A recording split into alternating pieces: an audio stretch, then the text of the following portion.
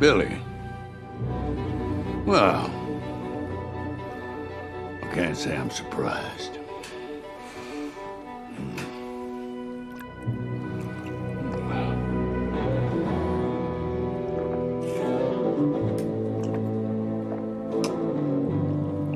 Yeah.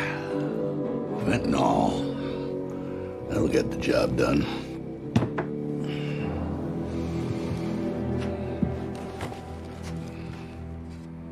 This is partly my fault. You know, I just haven't quite been myself lately, have I, dear? But the time has come to turn things around. I've decided to be proactive. And it starts with you.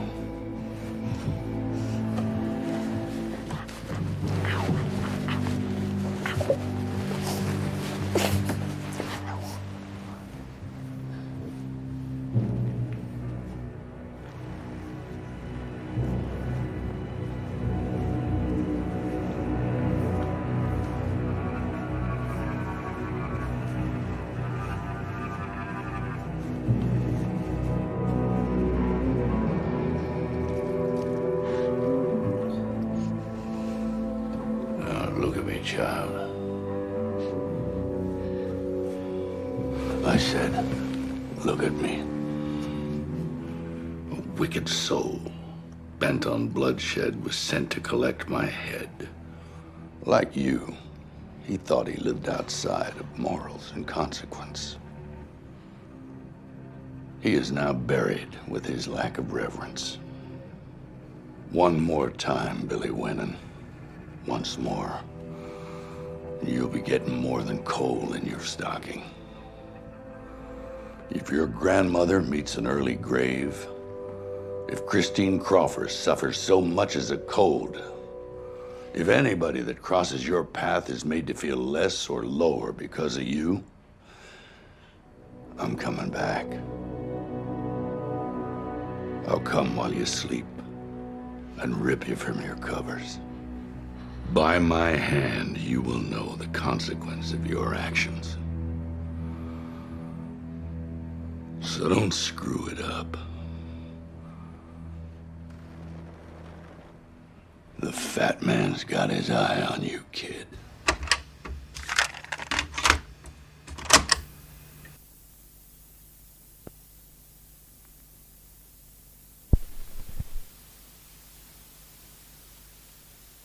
Ho, ho, ho, bitches. This is Blake Collier for Flyby Films. This will be Christmas when this is released. You know the spiel. Once or twice a month, using the magic of distance-defying tubes or some stupid shit like that. We get together to discuss films that either have been or will be forgotten, although we have done a horrid job of that in recent seasons. That will change. That will be part of today's episode. But yeah, with me is Jamison Barsotti, my good friend and co-host. And he is sitting next to me in this tiny box on the line in Chico, California, where the mansion burned down. Yes. This happened on Wednesday. So At 3 o'clock in the morning, apparently. Yep, the 11th of December. So remember the 11th of December. Yeah, so this is a very, very famous historical landmark. It was the Bidwell Mansion. Did someone set the fire? Yeah, so the leading theory right now is it was just a warming fire. So my take is that Chico has done such a shit job of tending to the homeless, especially when it is fucking cold outside, that people, they will resort to making fires to keep themselves warm throughout the night. And guess what? Those fires might actually catch on something. So I guess I was just wondering if, like there was a local dialect or something that someone was like rebelling against the authorities for not maintaining that dialect. No. No? Okay. So this is That not a was kneecap situation. Okay. this isn't a kneecap situation. Took me a second to figure that out. No. So the leading theory is that it was a homeless person who was, built a warming fire, and that fire got out of hand. I don't think anyone intended to do this, but who knows? Bidwell Mansion, it's a big historical thing, so we'll see. Did It could anyone have live also there? been no. It was a Okay. museum at this point, so Was it a good museum? yeah, it was fine. It was like a weird big house. I don't know. Do you have any weird big houses in Tulsa that are like points of historical interest? I'm sure you Oh, do. I'm sure. Yeah, I'm sure we do. I mean, Yeah. there's the white supremacist property that some I think a black football player bought, and they recorded the Fire in Little Africa hip hop album on the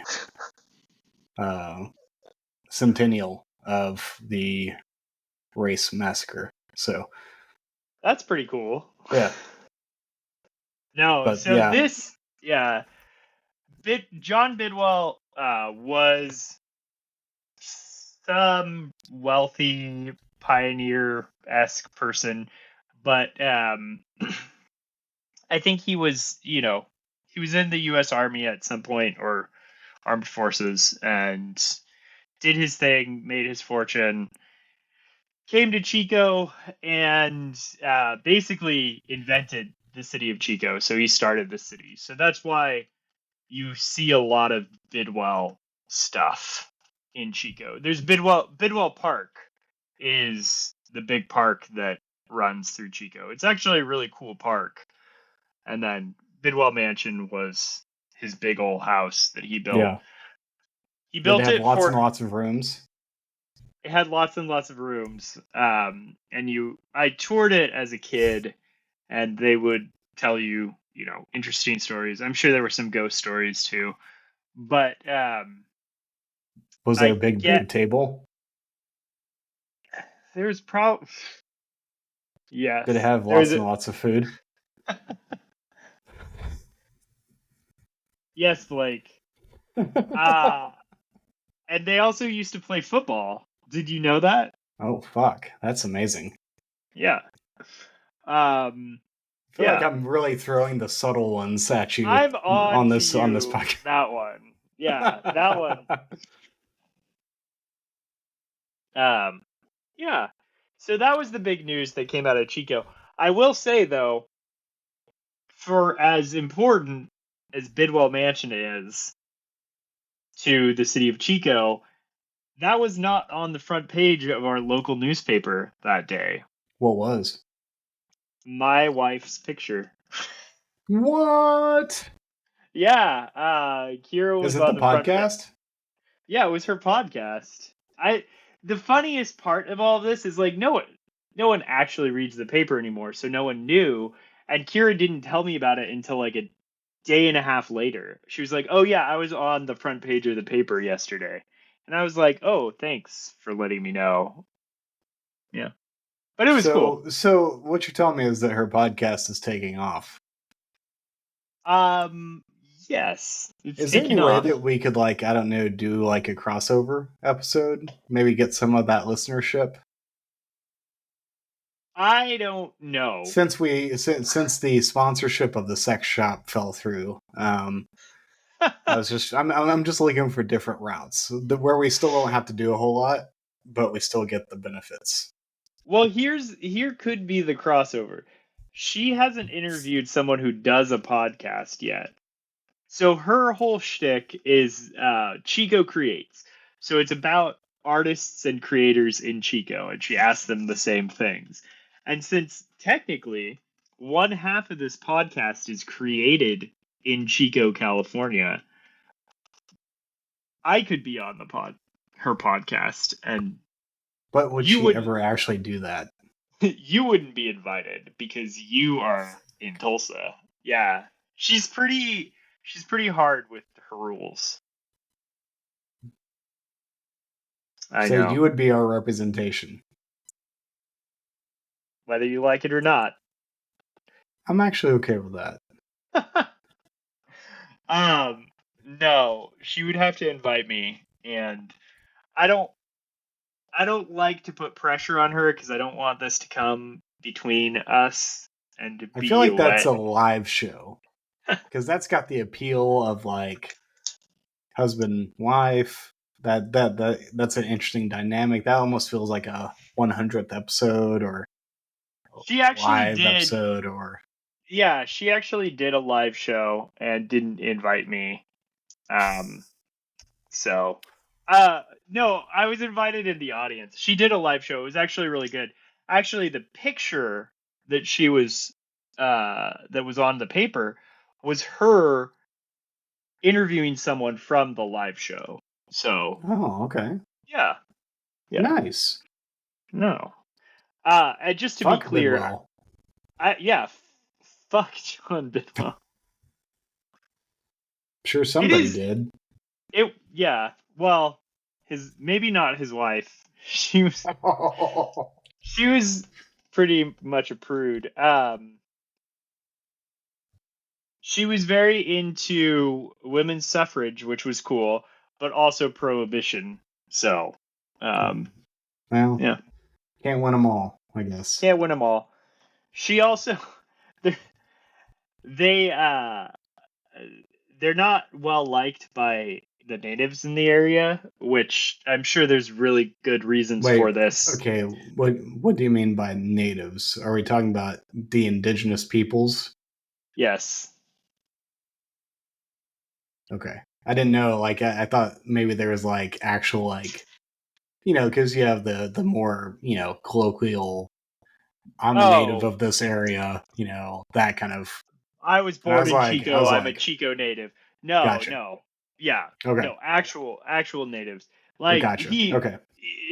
he basically came to town and was like, look at my big dick wealth. I'm gonna, and, to be fair, if you look at Chico as a agricultural unit, which it is, that's a big part of its economy, his influence was really big on that. So this is why it's kind of like a complicated relationship. It makes sense that it would be agricultural, though, because with that big dick of his, sowing seeds and whatnot.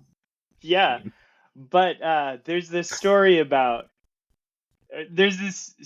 I don't know if it's true, it might just be a folktale, about how Annie Bidwell planted thistle everywhere to teach Annie was his wife's name, to teach the natives to wear shoes. So that's just an example of their relationship. Oof, that's rough. Because I actually like thistles. I think they're pretty cool weeds ultimately. But that's attack. It's just yeah. Well, okay, Blake, how have you been? First off, yeah, I didn't even finish the intro. We're going to be talking about oh no, correct me on this, 1974? No, it did not come out before Jaws. 1977. Yeah, 1977. Yeah. Film Crater Lake Monster. Let me tell you, when I first started looking this up to get to watch it, and by the way, a funny story about that, but that'll come later. I kept putting in Monster of Crater Lake because that's just like what you think of, right? Like, that's what you think of. No, it's Crater Lake Monster, and I kept coming up with nothing. And I was like, this. He told me this is the real movie. He even gave me a link to one of the. Why am I not finding this? Mm-hmm. And then I finally found it, and it is actually Crater Lake Monster. And I was like, come on, guys. Get your shit together. Get your shit together. Yeah. So, yeah, the 1977 Crater Lake Monster, which we thought was a fitting end to the season, the slash year. Yeah, we basically nice said Christmas episode. nice Christmas episode. This is if you're tracking, we've watched a lot of really interesting, good movies. There was, multiple series with lots of depth to them and fun, good films. And we sat with our thoughts and we came to each other and said, we can't top this, so let's not even try. Yeah. Yeah. And Jameson was like, hey, I've got this movie that deeply troubled me as a young child. Let us bring this forward as our final episode. It wasn't originally supposed to be the final episode, but because the holidays have a way of getting in the way of recording and time management, which I don't know about Jameson, I'm not terribly great at. We just decided this would be the final episode, and so just be prepared. There's probably not going to be a whole lot talking about the actual movie itself. No, it's not I good. think it's not good. We're gonna talk about. We're probably gonna spend more time on why I chose that movie than the actual movie. That's fair. That is fair. So there is a story to go along with that. So if you're tracking at home, we're gonna talk around the movie and at the movie, but not about the movie. We will give people an idea of what it is, and we'll probably point out some of the more infamous features of the movie. But yes. But yeah, I think if you're expecting a forgotten movie that was done dirty by history, you've come to the wrong place. Yes. Because this is a forgotten movie that history judged correctly. It's forgotten for a reason, is what you're saying. Yeah. Yeah. Okay. That's fair. Well, to go back, since we've fully closed out the intro section, I've been doing pretty well.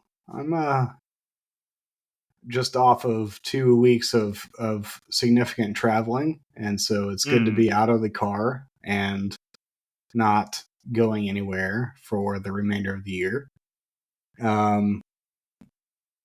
Tensions were high. Not gonna lie, tensions were high. Car rides with 2 small children can make the final 2 hours specifically of any car drive, of any lengthy car drive, can get a little tense. Yeah, so we're glad to be back. We're glad to be back into the just settled home life banality of everyday living. So, yeah, outside of that, just been trying to wrap up work for the year and taking off as much time as I can. Did you, for those 2 weeks that you were traveling, were you working too? I worked for one, technically 4 days of the second week. Okay. Because we left that following Friday and got back Sunday, so it was a short trip. But yeah, it was does your job allow you to work from home during these times, or 2 days out of every week we can work remotely? Okay, nice. Unless I move somewhere, but I want to keep my job, and then I can fully work remotely. Mm-hmm. But it has to be like significant. If it's like a 45-minute commute, they're gonna be like, you can drop that. If you moved to Oklahoma City, would that be far enough away? Yes. Okay. Although I'd probably get housed in the office that they have there. So yeah. Or Bentonville, for that matter. Bentonville, Arkansas. Yeah. They have an office there as well. In Denver, they have this weird group of 12 remote people that all office together. You should absolutely move to Denver. I actually wouldn't be opposed to that. I actually like Denver. I'm also not too suggesting fucking cold, but yeah. But I would take cold any day over hot. So yeah. But yeah, doing pretty well overall. That's good. I'm 41 years young. I was going to say you're officially descending the hill. Yes. I've reached the peak and I'm on my way down now. So see you fuckers at the bottom. All right. See you in hell. And you have a 4-year-old at this point? I'm a 4-year-old, yes. How did everything...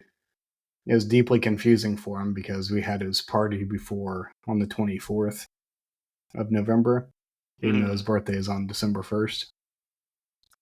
And then, of course, when we got back from Thanksgiving, we celebrated. We opened some gifts and stuff on that following Monday. And so all last week, every time I picked him up, he asked, "Daddy, am I really 4?" Yes, you are officially 4. You have been for, at this point, 2 weeks. Yeah. I know there was that time where you were in purgatory, but yeah, it's confusing, man. It's confusing, but don't worry, you are 4. And time, it's a construct anyways, so. Yeah. Did you have a good Thanksgiving? It was fine. I'm not going to say it was great. It never is. Well, if you continue with that attitude, it never will be. Hey, I went in to Thanksgiving this year knowing that this is your favorite holiday, and I was like, I'm going to do my best to enjoy every bit of it. But my family was like, no. Thanksgiving isn't a time for enjoyment. It's a time for family trauma. Yes, exactly. Deep-seated family trauma. Yeah. So, yeah, I mean, it's fine, I guess. You know, mine was okay, and that was actually, now that I'm realizing it, there wasn't a lot of family trauma because a lot of the family that we had planned to come and then dropped out. So it actually ended up being a very small group and good. And all of the dramatic people. So it was a Friendsgiving? There. No, it was actually family. It was. But it was like siblings?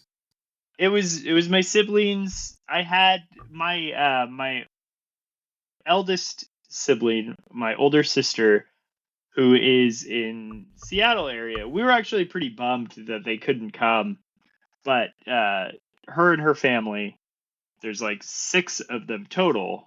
They got sick and they didn't end up coming. I think the biggest disappointment of that was it was also Hazel's birthday and they were going to come for that too. But yeah. And then Hazel's grandparents actually weren't there. They, even though they live in the area, they skipped town for his birthday this year. So he's 2, right? He is 2, yeah. How's that treating you? It's great. He's so fun. Oh my god. He's just like this ball of joy that runs around and giggles, and it's great. Just to let you know, Terrible 2s is bullshit. Terrible 3s, however, that is real. It feels like it's always been a mix. Like every month he'll have like a week. He'll have like his baby period, right? Where he has a week of really brooding, kind of angry grumpiness. Actually, starting from his birthday, Thanksgiving, for like a whole week, he didn't poop. And Whoa. he was like holding it in, and we were all freaked out by this, and he was getting really cranky and really grumpy, but he did eventually poop. So What was that like? Did y'all have to like catch it as it was falling out? Like it was en masse? actually, you joke, but he was taking a bath, and He dropped a deuce in the bath, didn't he? Kira, he was like, he had already pooped at this point, so he'd already like broken the seal, but he was taking a bath, and then he was like, "Mama," and then kind of complaining, and then Kira was like, "Oh, do you have to poop?" And he's like, "Yeah," and so she like lifted him up and put him on the toilet because there's nothing else there, and he was like freaked out by the toilet because he doesn't really use it right now. But she somehow convinced him to poop, to like let it go. It could also be that we had started feeding him some Metamucil at that point, Yeah. because the doctor had said like just start. So it was probably really hard for him to try to hold it in, but apparently it was just like human-sized shit, just just flowing out. So yeah, kind of what you were talking about. We had to catch it at that point. Yeah. So Yeah. and then he I've pooped like I've had to clean up a bathtub about 5 times at this point between my 2 kids. Yeah. Well, luckily, it sounds like she was able to get it out before, so that's good. That's beautiful. If you got the skill, you can do it. She's skilled. All good for her. All praise to my wife. So, yeah. So, yeah, there were a lot of Flyby Films birthdays. Your birthday, Seamus's birthday, Hazel's birthday. Yep. All bunch of sags. It almost makes me wonder why we haven't released an episode in a while. I don't know. I don't know. It's weird. I mean, at least we haven't gone a whole like 2-3 months without releasing one. I feel like we still did once a month. We always keep our promise. We always keep our promise. 1 or 2 a month. Yeah. Yeah. It's the way it is, man. It's the way. So, anyways, I feel like we need to get on to some pre-season forward business. Do you want to talk about that, or do you want to talk about the Heretic? other? Yes. That wasn't even on my list, but okay. No. Okay, what was on your list? We need to talk about some other Flyby Films business about our official Discord server. Oh, the chess game. Yeah. Yeah. If you're listening to this... I like that this has officially become the Flyby Films Discord server. Well, I was thinking about it, and I was like, I played Blake. I played Thad, who, former guest, a loyal listener, Thad. And then I met some of your coworkers who apparently have listened, or one of your coworkers, right? One of my coworkers, yeah. Who has listened to one episode, the real shitty one. Just to complain to me about my take on CB radios. Yep, that's right. Yeah. So yeah, Jameson is like a super genius and programmed a chess game on the Discord server. So if you would like to be invited, it is open to the public. You do not have to pay anything. We do not use Patreon. We do not use subscriptions of any sort. You just send us a message and we'll let you in, because we are an inclusive podcast. if you would like to give our podcast money because of this wonderful chess Then game, that's fine, but Go we're ahead. not demanding it. Yeah. No. Blake is currently playing a game with my friend George's brother-in-law, Michael. By the way, at this point, I don't know most of the people in this group. They are mostly Chico people, but there are people that I don't know. Fucking What? Chico people. They're Do I Chico just need people. to start inviting random Tulsans into the Yeah. Okay, fine. You could Fine. bring them more people to chess. I know you also asked me to put in like a random challenge, and I just haven't had time to do anything. Sorry. It's like you don't even care about the Flyby Films Discord server. Yeah. It's called Chess with Friends. It doesn't actually say beta. You forgot the beta part. Oh yeah, Chess with Friends. Beta. Because this is still not official. It is in the early development stages, apparently, because chess is super hard. It's hard. It is hard. I'm fine. I've won one game against your wife. That is it. I have lost every single other game I've played. It's a tough game. It is tough. It's a tough but game. It's an easy game, but the strategy is hard. It's tough but fair. The gameplay is not hard once you know how the pieces work. It's although I have yet to figure out how with your system to castle.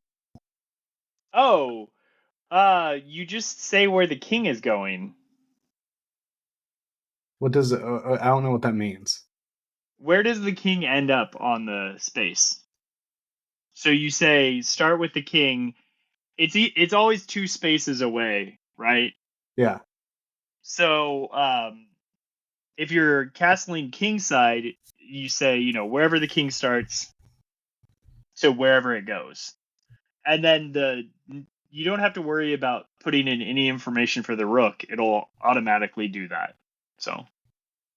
But the king, I put in the number for the place on the board where the king is, and then I put it to where it'll end up once you castle. Yeah.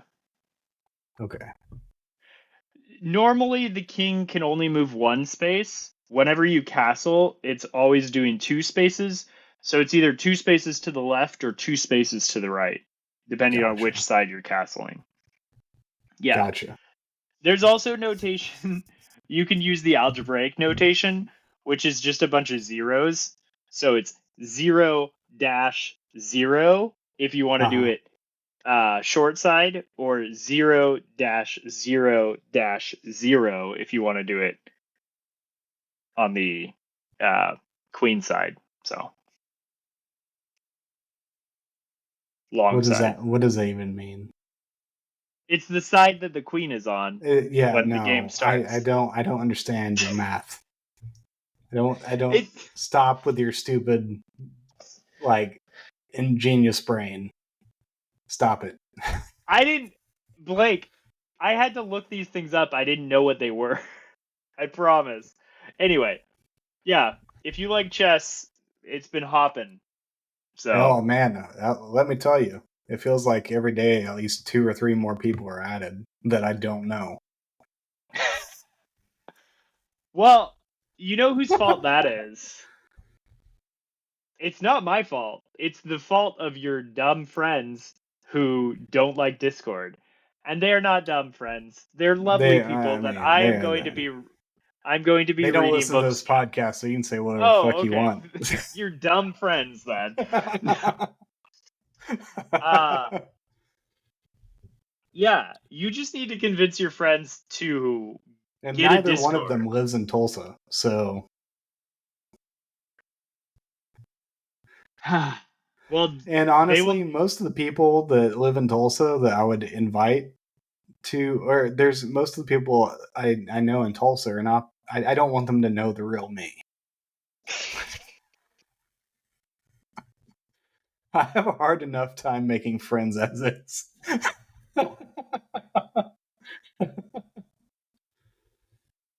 uh, anyways. You and me both, Blake. You and me both. I do better when I make friends online and then eventually 7 years later meet them in person. That is Yeah. that is more my style. That's the trick. That's the trick. Well, if it makes you feel any better, I think that you are probably the last new friend I've made in my life. Hey, I'll take it. I'm trying to think. It's the only way I'll be young again. When you get to like 30s, maybe even before then, I don't know. It's just friendship is hard, right? Like Well, it's just a lot making. of work.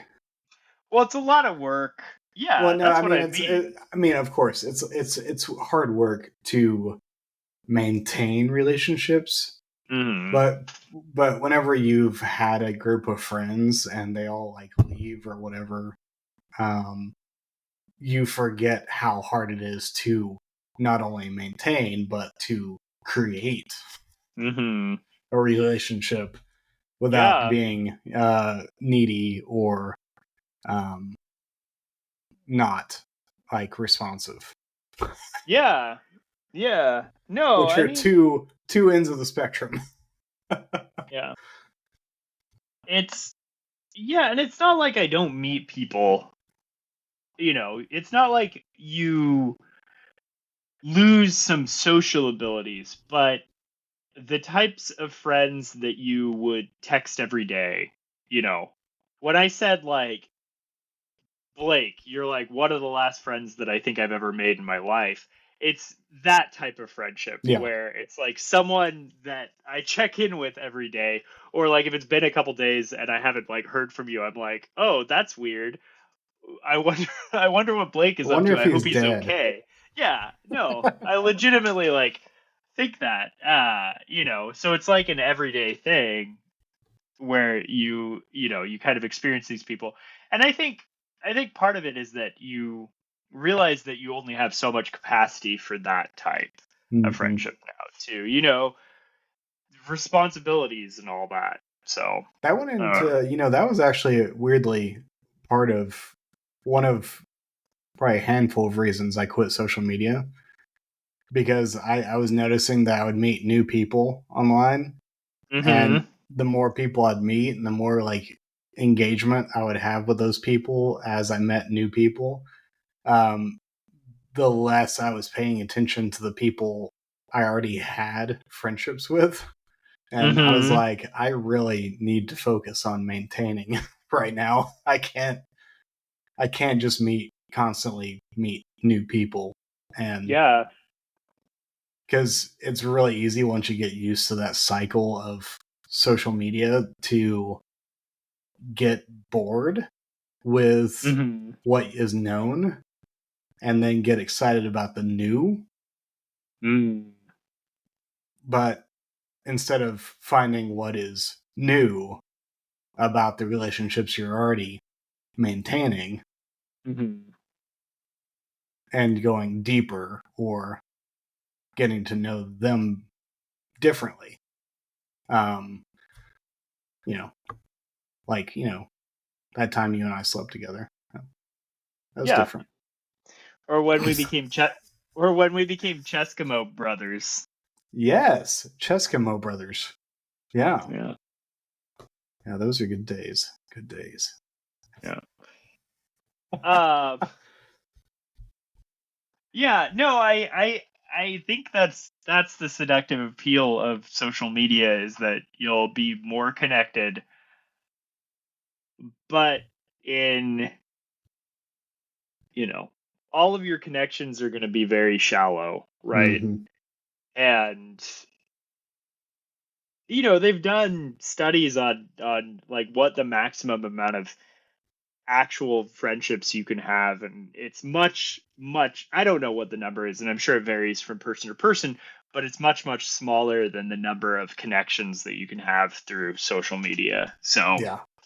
Yeah. yeah, no, and I think you make a really good point. Like,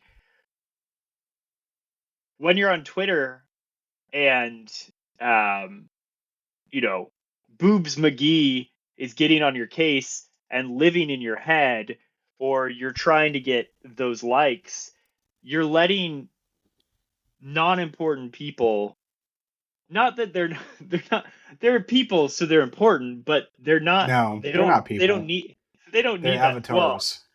yeah, they're They're chess bots. avatars. Yeah, Yeah. they're chess bots. Like they're basically non-human, Yeah. and that's why I can't care about any of them. And you're allowing them Definitely to not made in the image of God. Definitely not. You're allowing them to get into your brain. Yeah. No.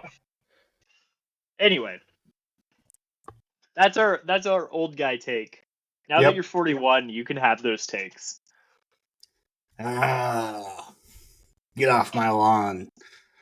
Yeah, I on the whole, I think the scoreboard is pretty strongly in the quitting social media was good for me, but there are still elements of it that I miss. Specifically, getting a hold of quote unquote famous people, because I mean, I had a pretty good run of like getting in with like relatively well known like people, interviewing them, befriending them, and so I kind of miss that element. Like slipping into their DMs, being like, "Hey, what's up? You want to like, I don't know, collab, bro?" Well, you know what? Or broette. Broette? Yeah. You know what, Blake? When Fly By Films blows up, all of those people will be sliding into your DMs. This is true. My non-existent DMs. By your DMs, I mean your off-the-grid email address. They're gonna be sending me handwritten letters. Yeah, exactly. Yeah. So did you ever do that? Send handwritten letters to any of the authors that you like? No, I didn't. Now in the early days of the internet, because I'm of the generation that still remembers what it's like to not have the internet. In the early days, I had people I met in like, what is it? IRC chat programs and AIM Messenger and all those like Yahoo chat, whatnot. Like I met people in the early days of being online, and I did, like in my teenage days, I wrote letters to like people. Probably wasn't terribly healthy, but whatever. I know that Kira still has pen pals to this day that she writes to, physical letters, and I've got a physical letter that is in my bag currently, right across on the table here, that I still need to write back. Nice. Yeah, my good friend Jeremy Doan wrote me a letter. Hey. Because he knows that I'm, psychotic and am no longer online, hardly. So he was like, "We're gonna do this the old-fashioned way." All right. I was like, "Sweet, let's do it." Well, I feel like I lucked out in that you are willing to at least be on Signal and Discord for me. So, I mean, to be completely fair, the only reason I was on Discord was chess, right? Yeah. Chess. That was it was you. No. It was you. Chess is a nice little, it's a nice little perk. Yeah. That I have to like. I can only take so much beating, then I have to take a break for like a week and not play anything. That is fair. That is fair. So while we're on official business, do you have other official business besides what I originally brought up? No, that See, was apparently you have a whole fucking list, and I'm over here just winging it. So we made it through all of the items on the list. Oh, I had Christmas question mark. I don't know what I was gonna talk about with Christmas. Hey, Christmas is coming. All right, check it off. We're what are your done. thoughts about Christmas? What It's a holiday. Comes every year. you told me you had some Christmas movies that you were gonna watch this year. Yeah, I've decided that I'm gonna watch my Christmas movies this year that I'm gonna watch or try to watch are Children of Men, which is less of a Christmas movie, more I would say an Advent movie. Oh, roll your eyes, Jameson. You're one of those people. Yeah. High church, yes, I am one of those people. High church.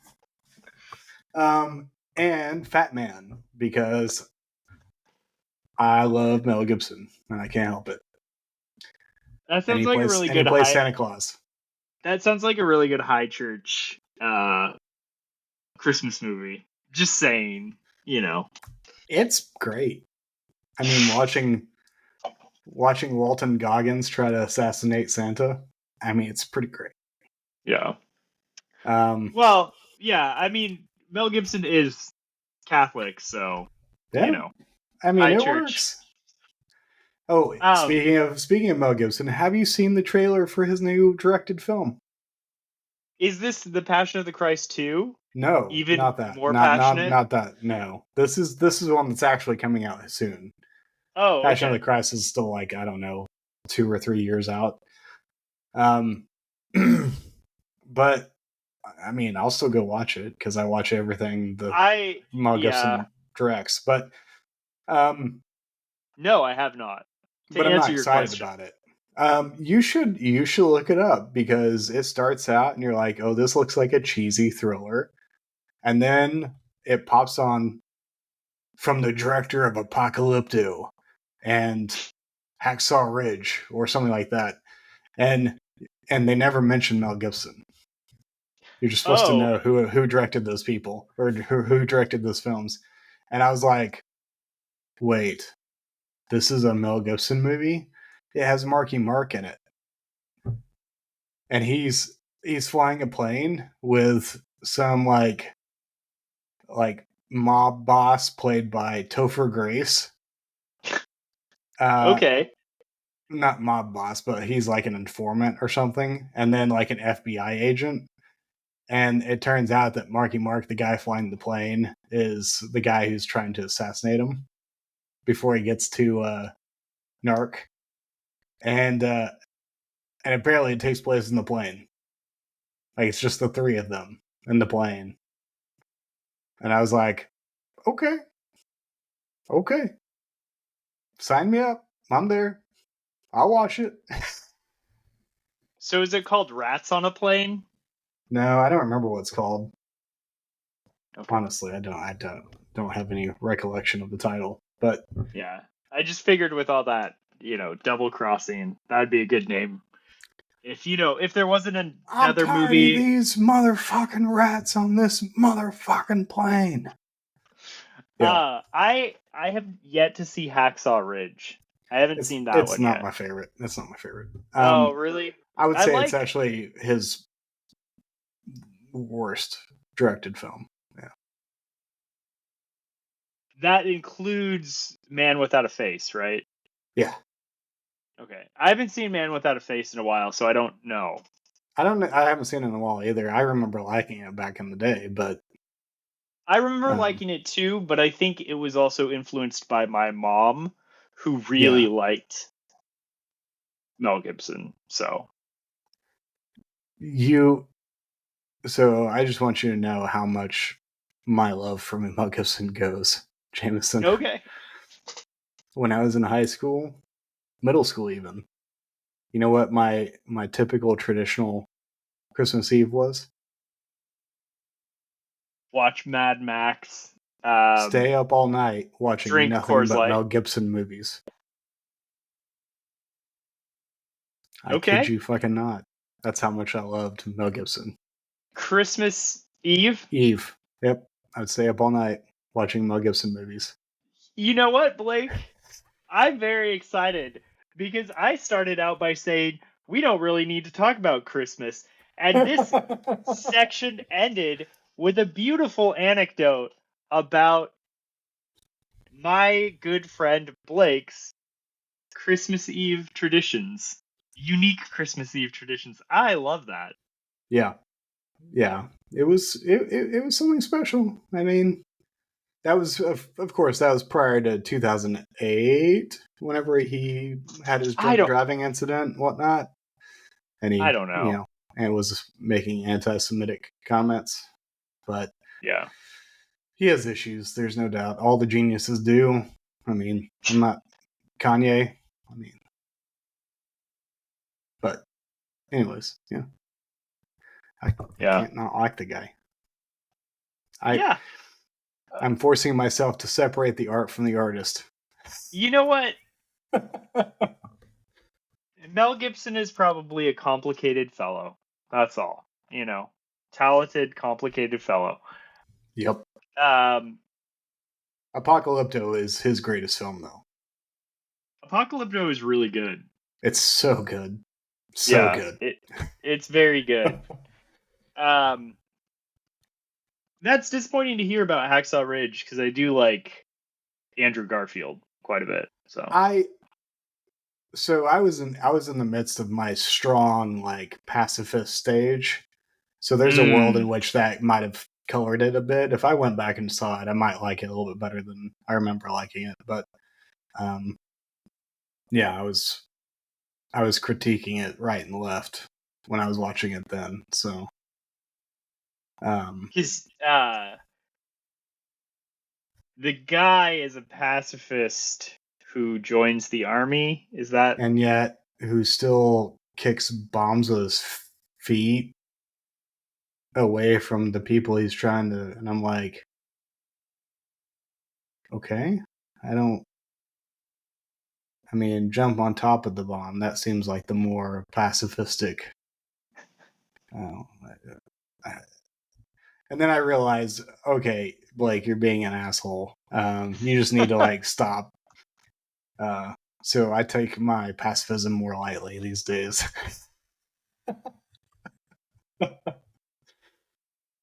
Yeah. Speaking of pacifism, there's two routes we could go. We could talk about rules, or we could talk about healthcare in the United States of America. I think we should engage the adjuster before we go any. Yeah, I feel I still don't know a whole lot about this because I did not do my due diligence, but I know a little bit more. I know his name is Luigi. Yeah, and so that makes me happy. That makes me, and there's like this whole discourse online. This is what I'm getting from Substack. There's this discourse around like people who are celebrating what he did and those who are like shaming them for celebrating. And then there's like the people who think he's really hot. And then there's like, those are my favorite people. Exactly. I'm like, it's actually like, to be honest, fuck ethics. I mean, he's a good looking guy. They he's tell a the truth. Spicy meatball. Out of all of these groups of people, they're the ones who are telling the truth, right? Exactly. And how like certain media outlets will not show his face because of that response. Yeah, that's pretty funny. Yeah, so I feel like you have a better like.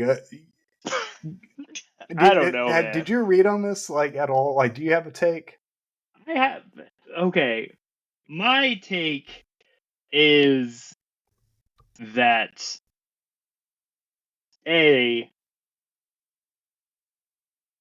people shouldn't be getting gunned down in the streets. Like, that's fair. I think I would agree with that. I actually think that like I would be a bad pacifist if I made lots, pretty, I guess, exceptions to that statement. At the same time, yeah, healthcare is really, really messed up. And in my mind, especially the insurance around it. Yeah, especially the insurance. In my mind, the best case scenario for all of this is the guy gets Healthcare caught. reform. It's a big to-do. We all televise. Well, I thought he was already caught. Yeah, no, he was caught. like caught at McDonald's. So he was caught. We know who he is. That's why. So it's already going in my. It's already going in my favor. Real quick, someone did bring up a tantalizing concept around this, and they were questioning whether or not this guy might be a patsy. Oh, the simple fact that he is just sitting in McDonald's with all of the things that could be used in an evidence in a court of law on his body. He's just sitting there when they arrest him. Mm-hmm. He didn't get rid of any of it. He didn't, and I don't even remember who I was talking to, but they were like, "How is that a thing?" Well, I have a theory about that. We can go into that in a second. Let me finish my thought. Okay. The best case scenario is it all goes to trial, and he gets convicted, and we say, like, okay, murder isn't great. But the whole time, the insurance industry just gets dragged through the mud. Yeah. And to me, that would be like, oh, this is actually wonderful. Like, yeah. And I think if this guy's message was to get that out, then he at least he succeeds in that way. Yeah. I don't think he should be not convicted because we have all these good feelings about someone who kills a CEO. I actually think those are dark feelings. Like, I don't think that's the way that you should interact with people. The ends don't justify the means, but the ends are pretty good.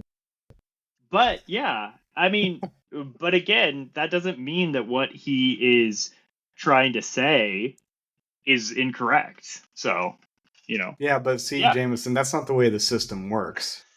I know. If he did something bad, then everything about everything he says and does throughout his personal history is bad. Yeah. And if what he says and does is good, then everything that he did prior to and in the future is good. There is no gray. This is not some communist bullshit gray space, okay? Well, what is it like? There's that line about you either die a hero or you live long enough to become the villain. But if you live even longer than that, you become the hero again. As evidenced by the fact that everyone in Chico was so sad when John Bidwell's mansion burned down, even though a week earlier we were all talking about how shithead CEOs deserve everything, and John Bidwell would have been the shithead CEO, Yep. of the 1800s or whatever. So, it's just fascinating to me. They held a candlelight vigil for the Bidwell mansion. Okay, that's fucking stupid.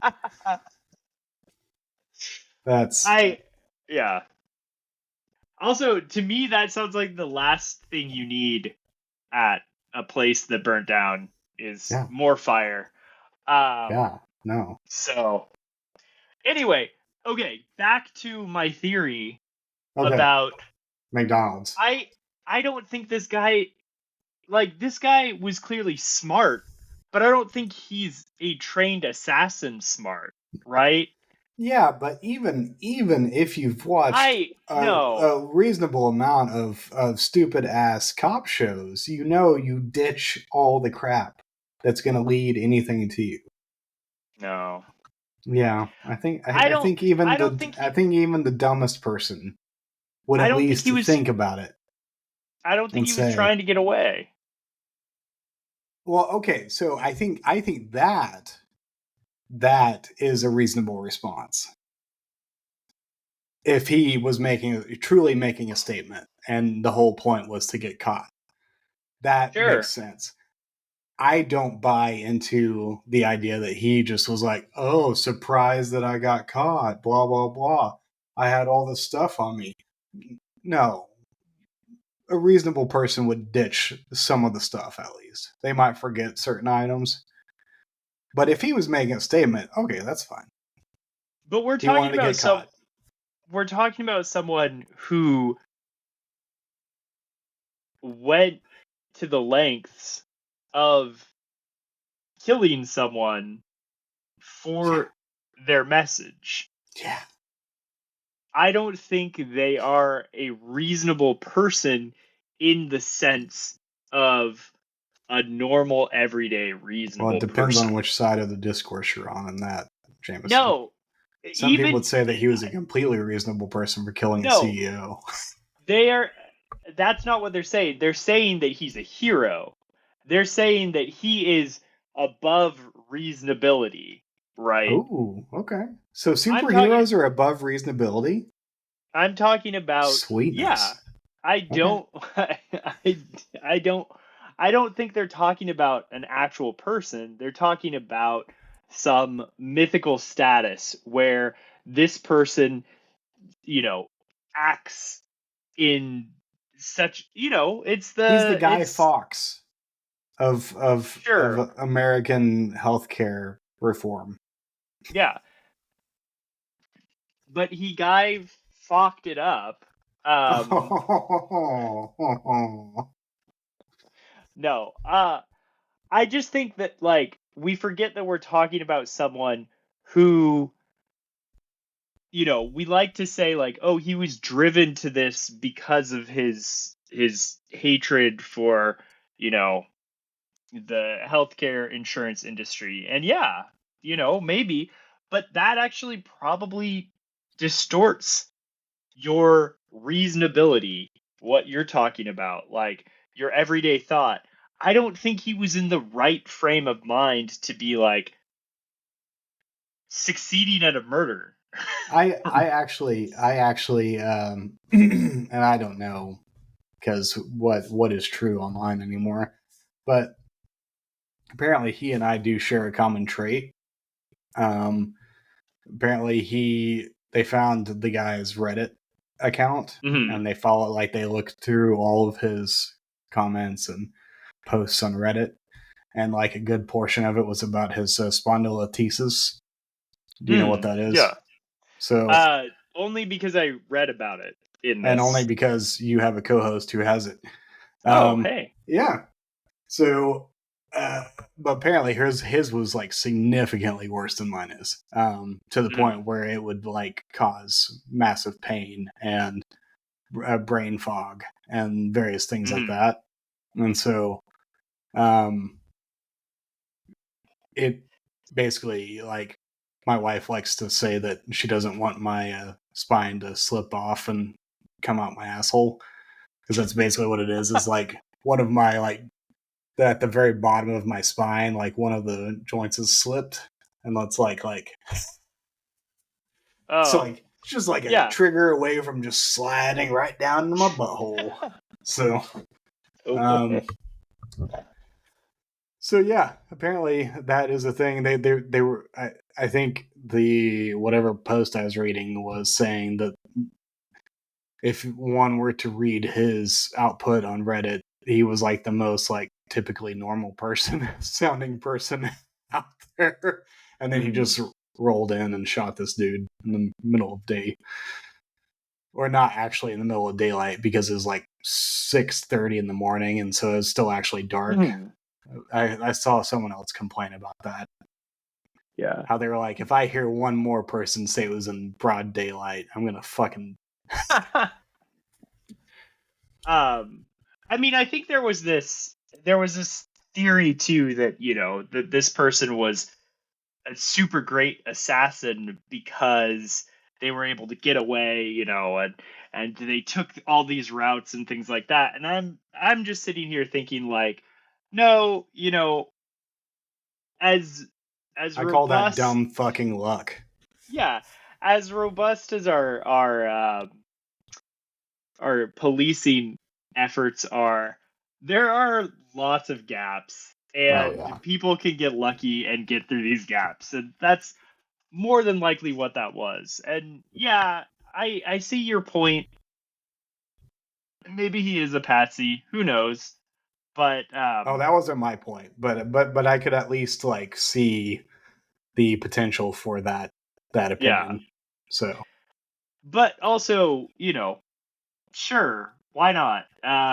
Stranger things have happened. literally, So Stranger Things. yeah, four Yeah, times. but people are calling him the Adjuster. I mean, that is a People are pretty calling dope him the name. Jester. Yeah, it is a good I name. mean, someone's It's a gonna good. make a movie about this guy.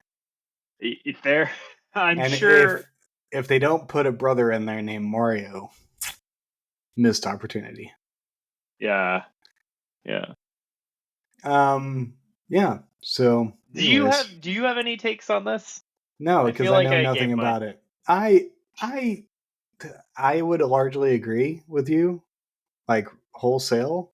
I think it's bad that he decided this is the way he had to do it, but I also, to be completely fair, like I put myself in that position too, and I'm like, do I have any hope of any change? No. No. So like I get it. I still don't think Yeah. it's the right choice. Like I um but like I can see a world in which people get to the point where they don't see any other way. Like, how do I get a message out? Well, fucking blow the head off some righteous asshole CEO. I mean, Yeah. And it's yeah, you it's know at what? least there's a certain logic to it. There's a certain reason to it that I can Hmm. see. I still don't think ethically it's the right move, but I'm Yeah. also not anywhere near as in pain or suffering from illnesses that are not covered, and you know, dealing with Yeah. family that are in horrible shape that are getting shafted by insurance companies. Yeah. So I don't have any right to speak one way or another ultimately about it. So Yeah. Yeah. No, I agree with that, and I agree that, I agree with what you're saying too, that I definitely see people getting to that point, and, I think that should cause businesses and corporations to change their ways. They should at least be thinking about these things. when It instead, does. really all they're gonna do is give more money to their security team. Yeah, I mean, it does suck. It does suck, like, knowing that these corporations are both individuals and they have that status, but you can't send a corporation to jail, right? You can't pin the deaths of multitudes on the corporation. So, no one knows where the buck stops, Yeah. So Mm-hmm. I always I think of Three Billboards a lot in this Mm-hmm. situation Yeah. because, sometimes I think what I think about these things is helpful to imagine that the CEO, maybe the CEO was a good guy. I don't know. It sounds like he wasn't. It sounds like he, put profits over people. Sure. I'll give, what the side that wants to talk about that point. But like, okay, even if he was good, what does that do? Like, he wasn't making any changes. The buck still stops with him, Yeah. And I think that movie is so compelling to me because of that. You have Mm-hmm. how do you make change even with good people in power? So Yeah. Well, and the other thing is that in some ways, I mean, corporations are no different than Al Qaeda or some violent global threat, terrorist threat, and that you kill the CEO, all you're doing is putting another person in that spot, and it's business as usual. Like you're only treating a symptom. You're not treating the root cause. So, but that's that's a whole nother issue. Yeah. That our country has never been good at dealing with root causes. So, nope. Yeah. So I feel like we should Sorry. definitely switch. Yeah, no, I'm not. Talk about rules. Definitely. Let's talk about rules. This is downing me, man. I was about to be like, are you ready for another 4 years of billionaires running the country? Oh God, fuck, jeez. It's wonderful. No, let's talk about rules. Rules. So I wrote some down, and they're all horrible. They're all horrible. They would make our lives a living hell. But you can listen to them, and we can discuss which ones we want to keep and which ones we're gonna toss. Okay. Can we back up for a second and talk about what do we mean by rules? Because I feel like we just started talking without context. Okay. So I think we've mentioned this before. We've alluded to this that we want to get back to the roots of the show, something that we mention in our intro every single episode. That we're looking at films that have been or will be forgotten. We're going to be focusing on have been probably more than will be, because it's really hard to tell which ones will actually be forgotten, which ones won't. But my joke is that everything will be forgotten. Well, of course, everything will be forgotten, and massive sun death. Yeah, I get it. That's how we get away with everything we do. Of course, technicalities. But I think we're trying to pull back, and we're trying to say no. We're now focusing on what has been forgotten. And so we wanted to go into season 4 or year 4, whatever you want to call it. Is it year 4? Yeah. Year 4. Wow. Yeah. Year 4. We wanted to get back to the basics. We wanted to, because I feel like we started out pretty strong. When we first started this podcast, we were like, the first one we did was Cold Case Hammarskjöld, and then we did Computer Chess, and then we were on firing all cylinders. And then we got real, fuck it doesn't matter. So we just started doing movies. Some that will never be forgotten until sun death, and others that will probably be forgotten 10 years because no one has the attention span past a year. So yeah, we decided to come up with some rules going forward, in which Jameson and I have to base our movie picks. Now, just a caveat, if we have a guest on, they are not going to be held to those rules. So whenever we have a guest on, they have free reign of whatever they want to pick to watch and discuss. So, but if it's just me and Jameson talking, these are the rules we have to abide by, because the dude abides. The dude abides. Yes. So, Jameson, I want to hear your rules, because I feel like you've thought through this process. I just noted some random thoughts that came to my head that were completely random sparks.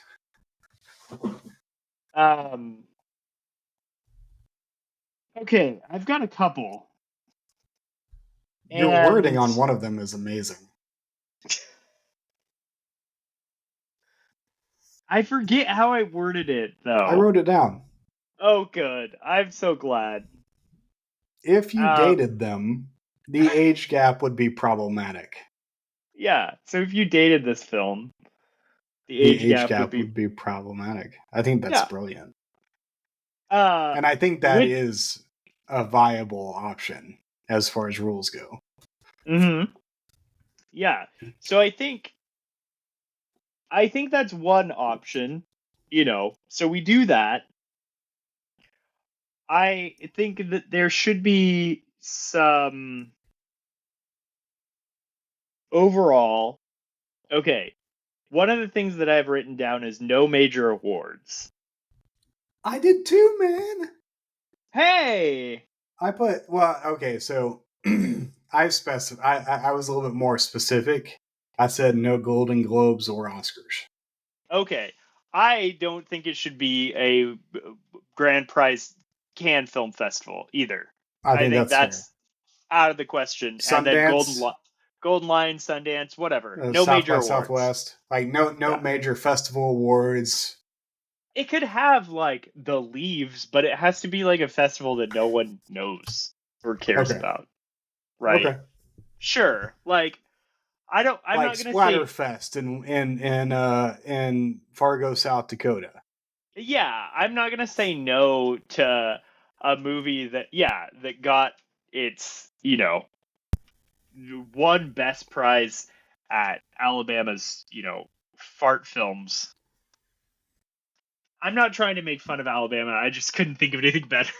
I mean, what's not to make fun of? I don't know.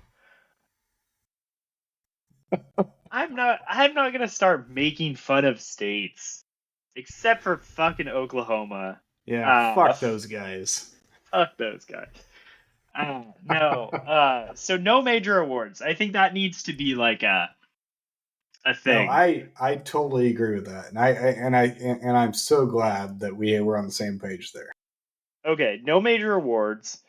Do you think there needs to be a stipulation on the directors? I don't know. I feel like even some of the great directors have blind spots. Mm-hmm.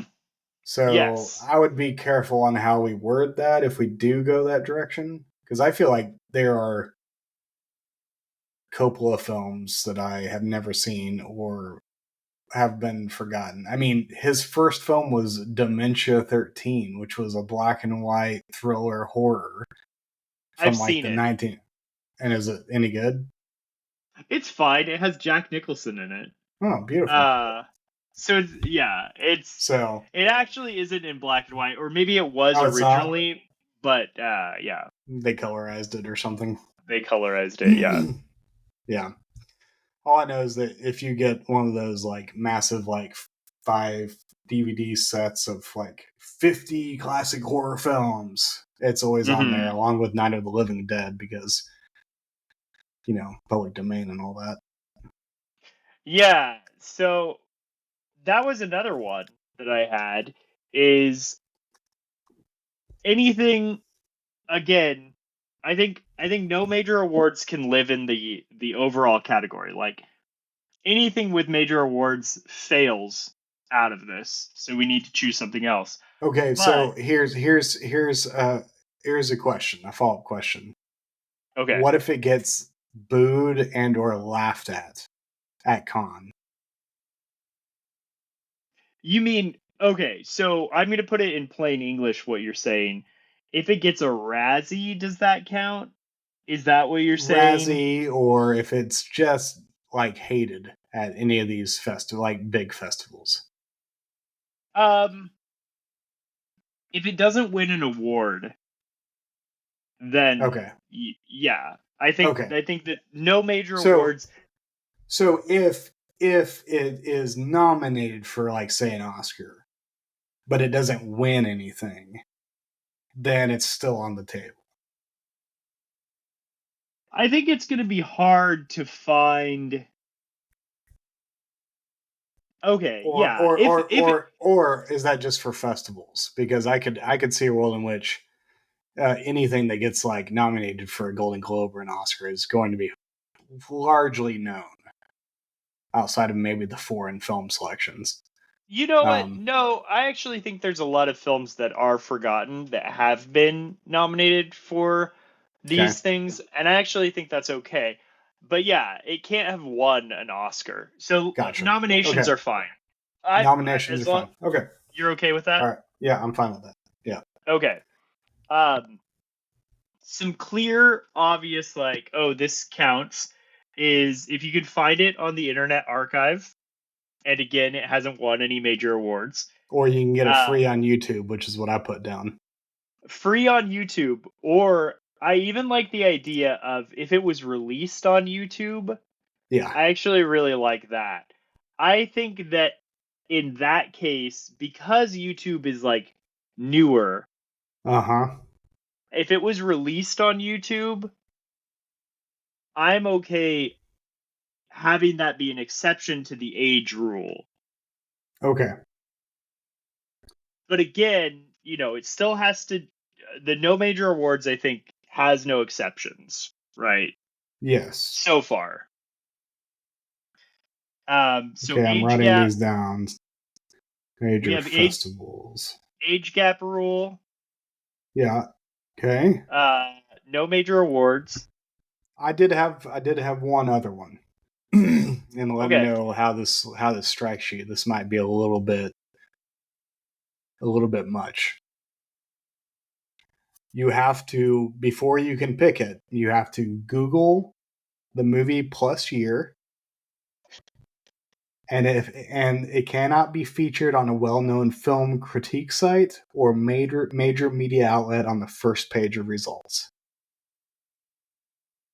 It can be in random like Joe Blow 200 views a month film Okay. review sites, but it just can't be like, I don't know, black wall dark or black or bright wall dark screen or whatever it is, or New York Times, or any major well known site. Blake, I've never heard of that first one that you said. Black wall, dark Bright screen. bright wall, bright screen, dark wall. I don't know. Does this It's make it, me a it's bad not paid film critic? No, it makes you a Oh, great not paid film critic because they were kind of like they were like a startup, like they were like a journal that got their start doing free, and they've worked themselves up to like high um they're elevated film are, criticism. are they the Um, pitchfork of movie I would critics? say that they're better than Pitchfork as far as the quality of their writing, but I mean the pretense is there. Yeah. Yeah. Okay. Um, Yeah, but like basically Because the saying like it needs to be like not like whenever I look up a film, it says something about the film's status in this day and age. If the first result is from New York Times, even if it's 6 years ago, I'm like, this one's still in the zeitgeist. Like, yeah. but I am fine with not doing that. Okay. That was just that was just something that came to my mind. What if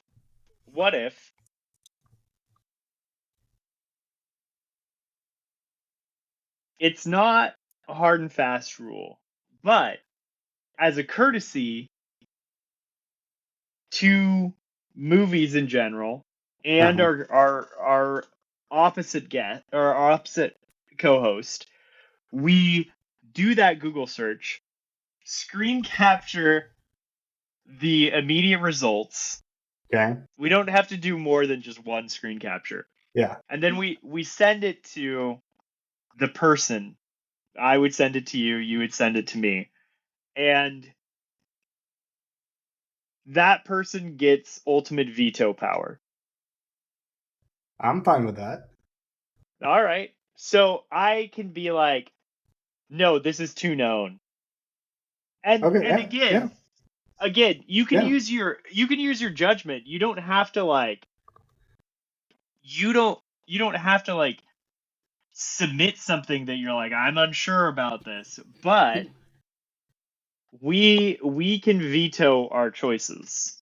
Yeah, Um yeah, so I'm good with maybe that. with that in mind, we might have to be a little more like planned than we have this past year for some of our movies. At least I'm putting a pin to remind myself to maybe pick my choices more in And we can advance. try. We can see how effective we are at doing this, and if it's not Yeah. just if it just becomes not a thing, that's fine. Okay. Um, but I'm totally good with taking the screenshot of the first like however many Yeah. web results and So, okay, Blake, I have a couple thoughts. okay. One is I like age gap rule. I like no major awards. We have a couple. So, you know, is it on YouTube? Is it free on YouTube? Is it free on the Internet Archive? But how do we come up with these? That's, I think, where I'm maybe gonna find a struggle, right?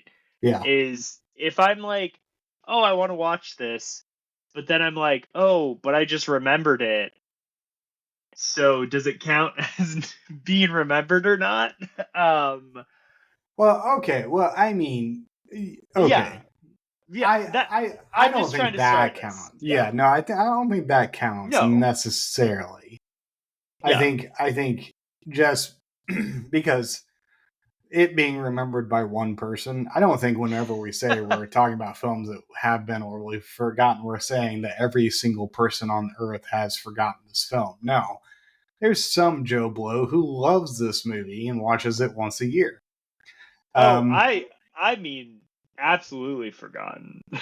yeah. Oh, okay. I Well, mean, sudden no. death. Okay. Well, I don't think that exists Eventually, it will.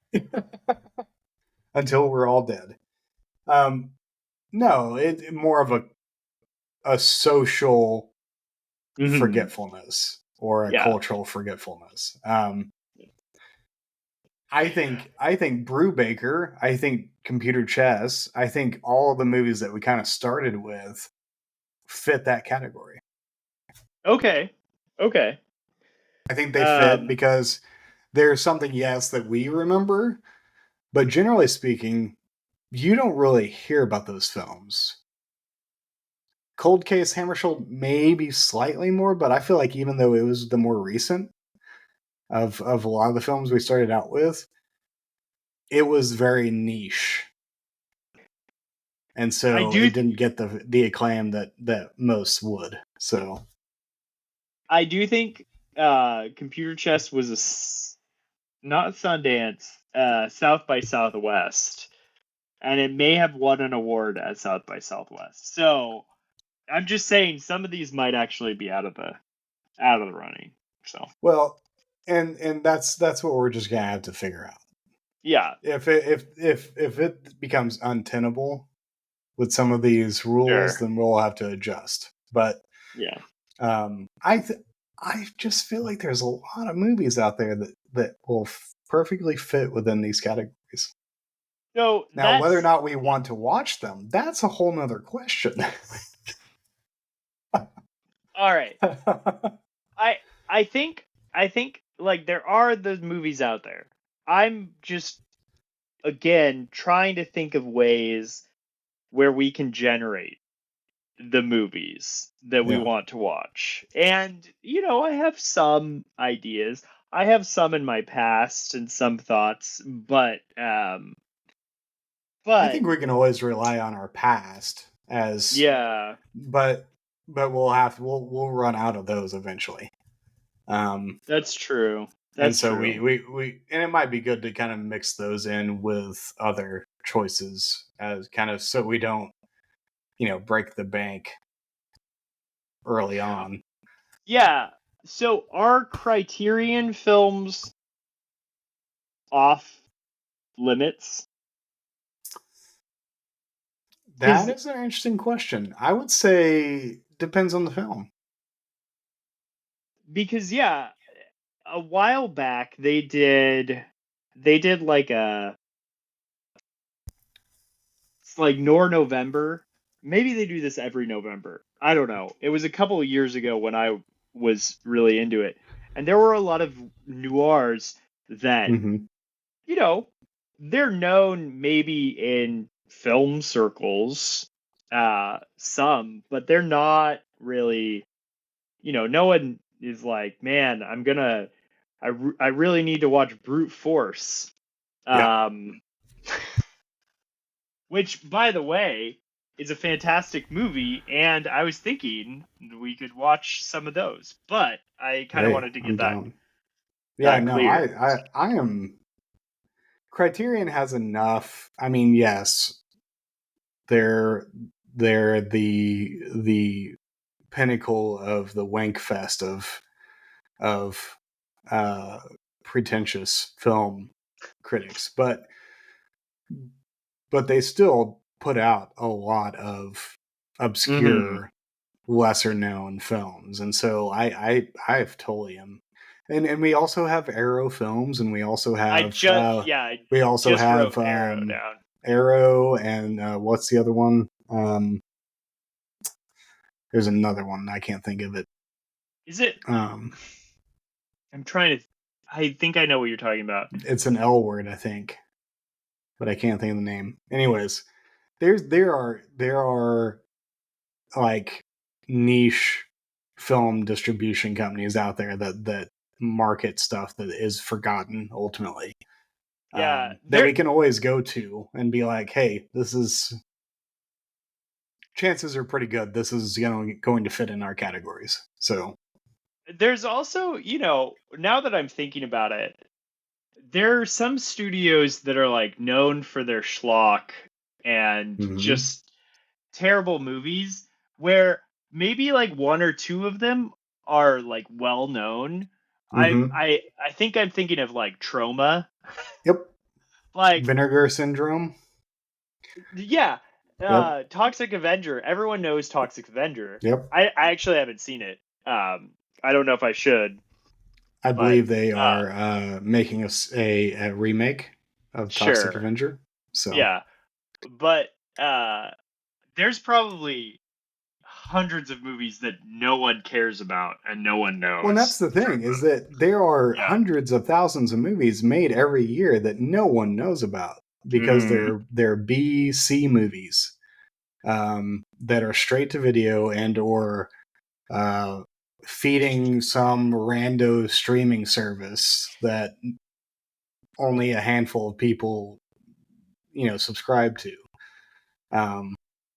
Yeah, Blake, I mean, we just have to put ourselves out there. Now here's an interesting question. Is it largely unknown or forgotten for America? Because there's a wide foreign base of films that we could tap that would technically work if we're talking about purely American memory.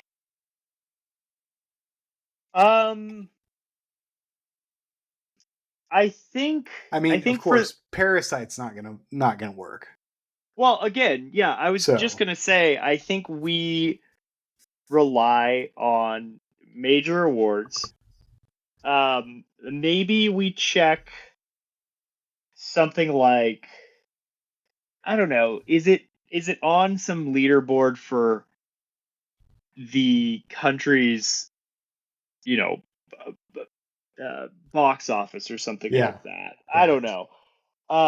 Again, I think major awards is gonna is gonna help eliminate a lot of the ones that come from other countries and aren't really what we're looking for, right? Yeah. Because we're getting into the realm where before too long, if we keep this up, we could probably cover The Wailing. Just saying. Well, again, I'm pretty sure The Wailing won a big festival award. I think Oh, it did? it won Oh something shit. at Con. It didn't Oh, I win didn't know that. best. I think it won. It may have been the director Okay. award. I mean, So he fucking deserved it. That movie is brilliant. that movie is so good. I love that movie. Yeah. Um, that's definitely my favorite horror movie since it's come out. So, Yeah. and there have been I would good horror movies largely since agree with then. that. But Yeah. Yeah. yeah, It's pretty great. Yeah, okay. I maybe we just make sure we do a little bit of due diligence and say, okay, okay, if this shows up in the like top 20 like highest grossing films in this country, then okay, we're gonna not include it. But I think I need the foreign film education. mm-hmm. I don't watch near enough, so it could If it open up yeah, a lot of routes for education of foreign films. So, yeah, um, yeah, yeah. No, I think we've got some things. You know, and every time we I go down ever. rabbit holes on the internet. You can find films that way. Oh yeah, It's not hard. yeah. I mean, you can find films by just going to your grocery store. Now that I'm Yeah. thinking about it, there's a bunch of direct to DVD Oh yeah. still available. Yeah. Um, so I was at your just thinking the local other day about look. one of my all-time favorite Patrick Swayze movies, I was gonna. Black Dog, when he was a Oh truck driver. wow! I was just gonna say, if I run out of ideas, I might just start choosing all of the movies. I might just go to Steven Seagal's recent IMDb output and just start chronologically choosing those. You're like, why is there so much Steven Seagal? These movies are terrible. That I'm dude's an like, asshole. that dude is an asshole. Yeah. He's such an asshole. Yeah. Yeah. Um, Anyway. no, I think this is at least a good starting spot. Yeah. We reserve the right to adjust accordingly if we run into issues or unforeseen complications. Then that is we will make it known to you that we are adjusting. It is only fair for our dear 12 listeners. Mhm.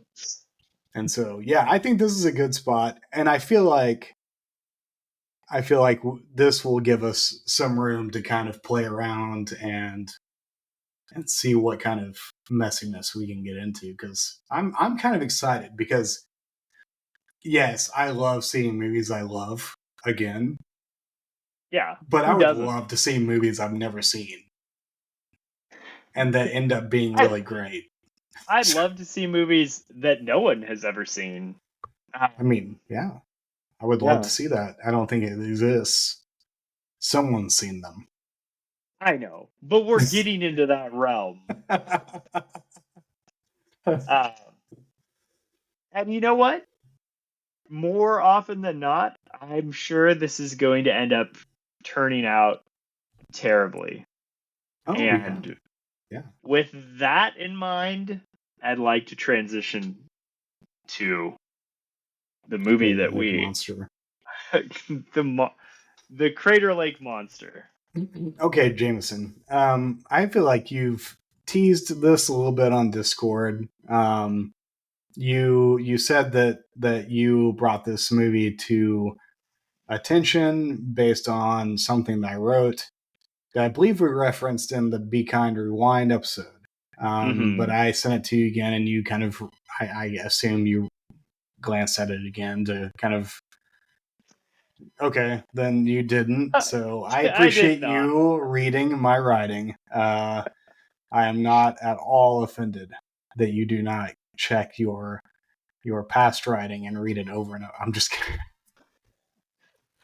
I didn't read it again. I had read it before, and like this movie, it stuck with me. Yeah, But unlike this movie, I didn't go back to it to decide if it was good or bad. So you're welcome. I that's didn't fair. realize that this piece That's that you fair. no. So what is it about this movie that stuck with you? I think that's at the crux of this whole thing. Yeah, so I can't tell you a I can tell you like an image. I can't tell you what I was feeling or anything like that. So Okay. this movie, I remember watching as a kid. Actually, let me back that up. I don't remember watching this movie as a kid. I remember watching a movie where there is a dinosaur-like creature terrorizing a community. Okay. It wasn't it wasn't Jurassic Park. It was, Well, that you was know, apparently a community. yeah. No, it was a localized community. Everyone felt very like normal American, whatever that means, just kind of everyday United States, and that dinosaur. And what else I remember about the movie, and this was some movie that my dad rented for us. I was probably like 6. That's the age that I imagine this happening in my mind. Um, I also remember that how they kill the monster is using some sort of um, like construction equipment, and that is all I remembered. Oh, And yeah. that it builds to this confrontation with this monster. Yeah. And for about 2 decades, that like stuck with me. Just that, like, dinosaur that threatens the community, and this confrontation with construction equipment. And it lived in my mind. I was like, oh, this is some well-known movie. Turns out it's not a well-known movie. No one knows what this movie is. I didn't know what this movie was. I realized it was just a memory that's stuck in my mind. Mm-hmm. And a few years back, I don't know when you wrote this piece. Do you 2019? 2019? I Sure. think Okay. that's right. Yeah. Um, so Blake sends me a piece that he's written. He's like, "Hey, check this out if you have a chance." I read it, and it's about having a memory of a movie and not ever being able to find it, Yeah. and not being able to figure out what it is. And it's a piece about memory, um and it really like got in my mind, and I was like, oh, I have one of these. I Yeah. have something. And it forced me to like try to describe this thing to Google, and this is what I came up with: was the Crater Lake monster. Did you watch it prior to this viewing back in No, 2019 I or I 2020? didn't. No, You I just didn't. assumed that this was the movie. Well, I had read about it. I Okay. watched the ending. Gotcha. I think I skipped to the ending because that's where um I do want to be clear that the ending does not match up with the ending in my mind. Yeah. It doesn't fit. However, when I describe this and when you read about the ending, it sounds like it is a to a T for this movie. Mm-hmm. But this isn't. It's nothing. A funny thing about my memory versus the movie is that my memory, it's happening in the dark. This movie, nothing happens in the dark. And this is actually one of the Even most when it is supposed to be dark. This is one of the most hilarious things about the movie is that when you listen to the characters talking, they're talking about how dark it is. They're talking about seeing the stars in the sky, and it's fucking blue sky. Like, it's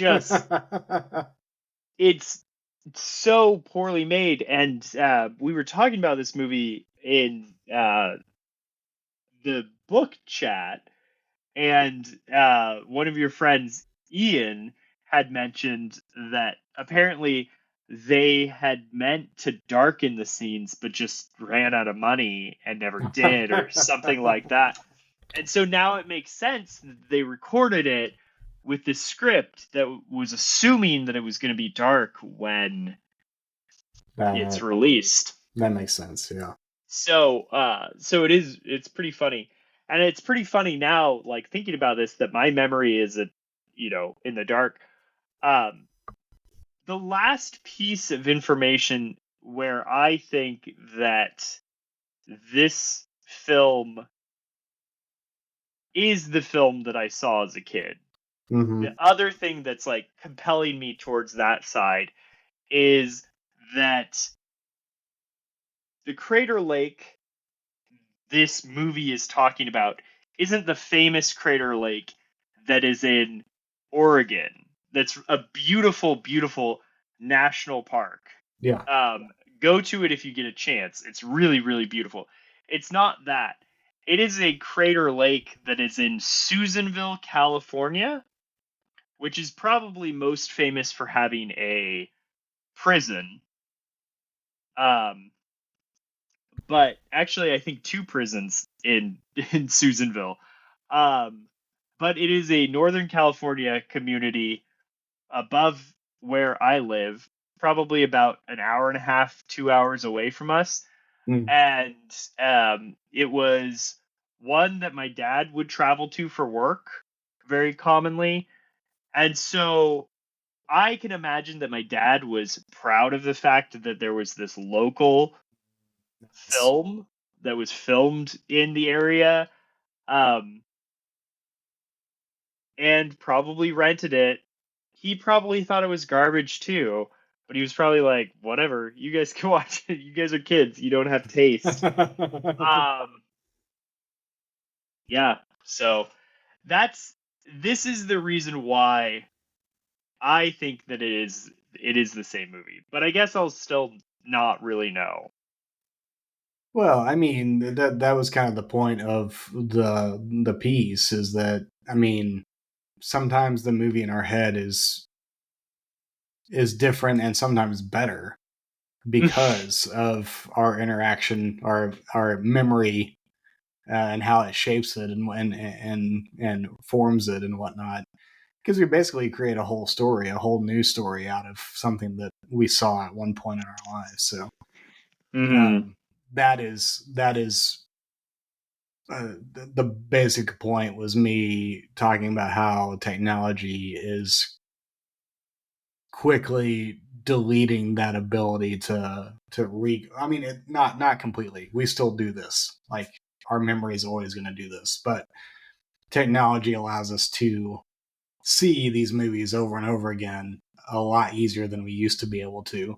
And so our we're not as quick to interact with the movie in the same way that we used to be. And I think, at least I think that's sad, in a weird way. So I will say technology has made this movie worse for me. that's fair. Right? Yeah. Because this is not a good movie, but when I saw it, I didn't care. Yeah. I was a kid, I didn't have this adult sensibility of what is good and what is bad. Yeah. And it just seemed, a mix of frightening, interesting, mysterious, all those things that we associate with good cinema, as a kid. And that image stuck with me, and that feeling of something missing, something Mhm. there, something mysterious, lived in my mind. And It's then when it's the when you same thing with me. Like, and like I yeah, can never be fully satisfied watching the first Nightmare on Elm Street yeah, because I used to be terrified of that film because I accidentally watched it, or I saw parts of it with when my sister had her friends over watching it, and I couldn't sleep for like weeks because of hmm what I saw.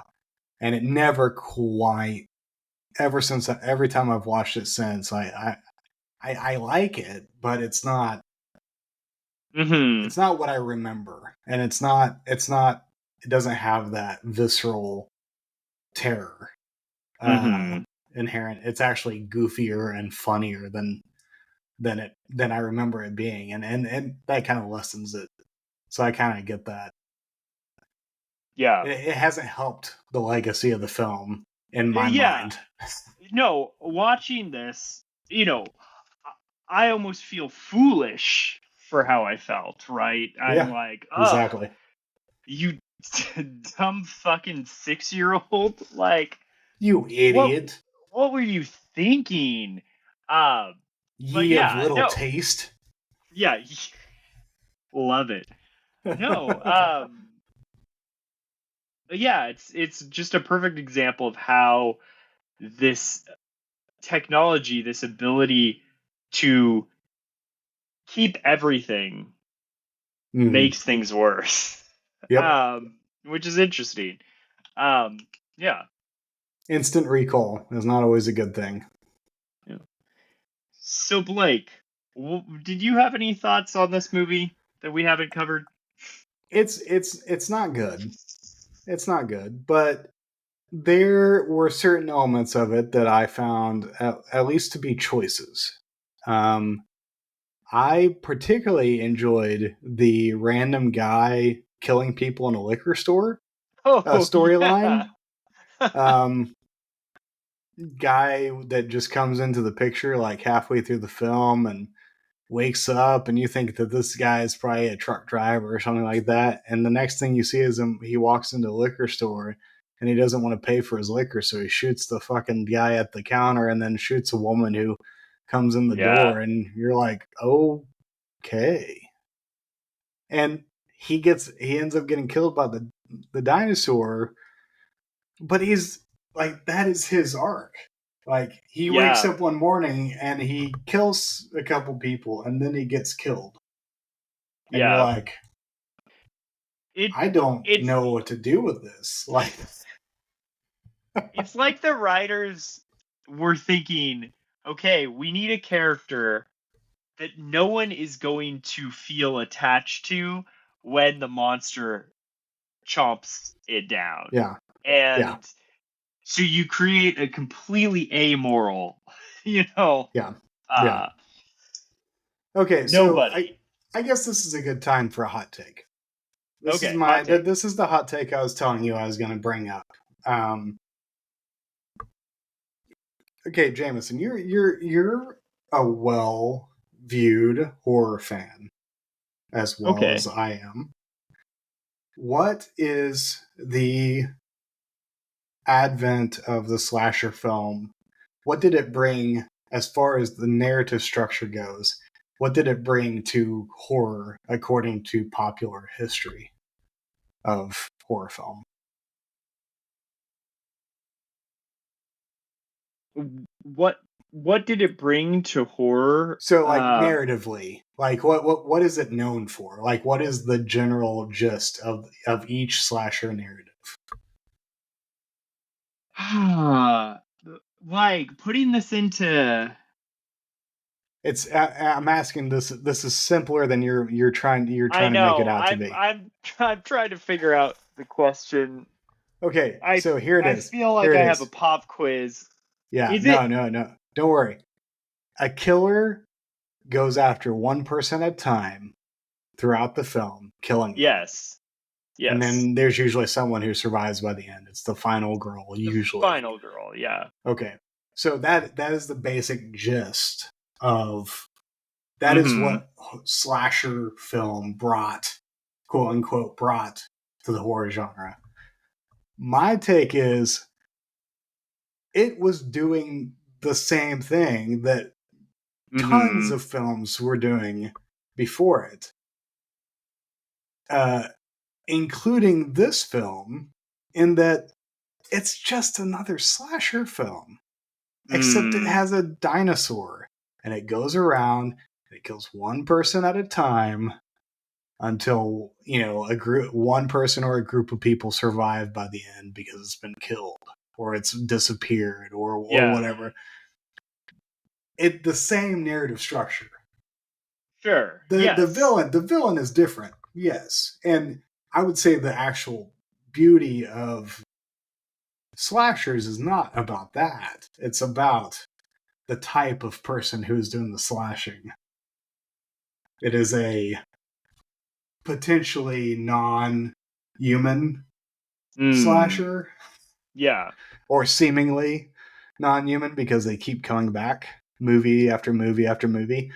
And I think that is what slashers should be known for. But popularly, they're known for the final girl slash,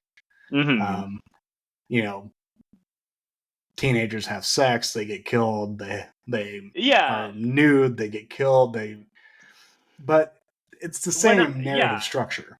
So when you asked me that, that's immediately what I thought of was like the morality of it. Yeah. The truth and consequences, And I think that the morality of slashers would not have been an issue if it had come out at any other time except for the 80s. Yeah. So, okay. Wait, Blake. So does that mean that you consider, because the movie that I thought about the most when watching this was Jaws. So do you consider Jaws a slasher film? I wouldn't say it's a slasher film. I would say that slashers just continue a long trod path of narrative, like where it's just like something is killing one person at a time, or two people at a time, or whatever it may be. But there are set pieces, and that's what drives the narrative along. So Jaws fits within the slasher kind of. And we're using slasher here because this is what it's known for. But I would say that narratively, it's no different than most. The only movies that kind of move away from that are like possession films or zombie films or certain genre, like subgenres that are not killers or things that are killing. Don't really fall into that category. But generally speaking, like if there's something killing people, it's same narrative. But yeah, I would say that was something I noticed. Like that has never really like entered my brain as an actual take until I watched this movie. I was like, this could be a slasher film. Like this is ultimately just a slasher film. It's got a creature in it instead of